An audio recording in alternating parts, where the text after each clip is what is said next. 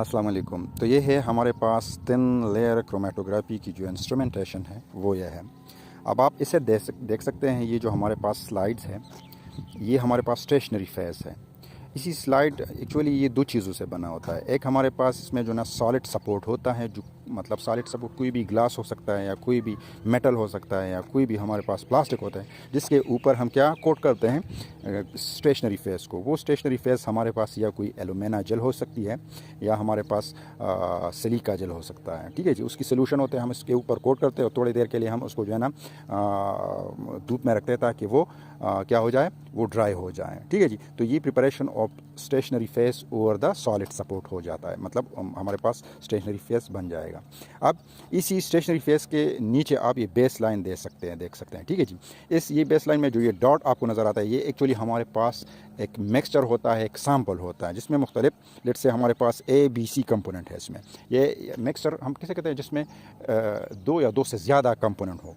ठीक है जी, तो उस चीज़ को हम मिक्सचर कह सकते हैं। अब इसी मिक्सचर ये जो सैंपल है, हमने इसी इंजेक्शन के थ्रू या माइक्रोपिपेट के थ्रू हम इसको अप्लाई कर सकते हैं। इस पर छोटा सा उस सैंपल का एक छोटा सा डॉट हम यहाँ पर अप्लाई कर सकते हैं, जिसको स्पॉट कहते हैं। छोटा सा स्पॉट हम माइक्रोपिपेट के ज़रिए ले सकते हैं या इंजेक्शन के थ्रू ले सकते हैं या कैपिलरी ट्यूब के थ्रू। और इस बेस लाइन पे जो स्टेशनरी फेस के बेस पे हमने पेंसिल के साथ जो है ना ड्रा किया होता है, उसको यहाँ पर अप्लाई करते हैं। अब ये जो आपको बीकर नज़र आता है, इसमें हमारे पास क्या है, इसमें हमारे पास मोबाइल फेस है। हम इस स्टेशनरी फेस को इसी मोबाइल फेस में इतना डिप करेंगे ताकि ये जो इसका बेस लाइन है इससे नीचे होना चाहिए या इसी बेस लाइन तक होना चाहिए, लेकिन इससे ऊपर नहीं होना चाहिए। ठीक है जी, अब हमने इसको डिप किया और फिर कुछ देर के लिए जो है ना कैपिलरी एक्शन के थ्रू ये क्या करेगा, ये जो सॉल्वेंट है ये कैपिलरी एक्शन के थ्रू इसको असेंडिंग अंडर में ये एब्जॉर्ब होगा और ये जो है ना ऊपर जाएगा इसी तरह। सही ना?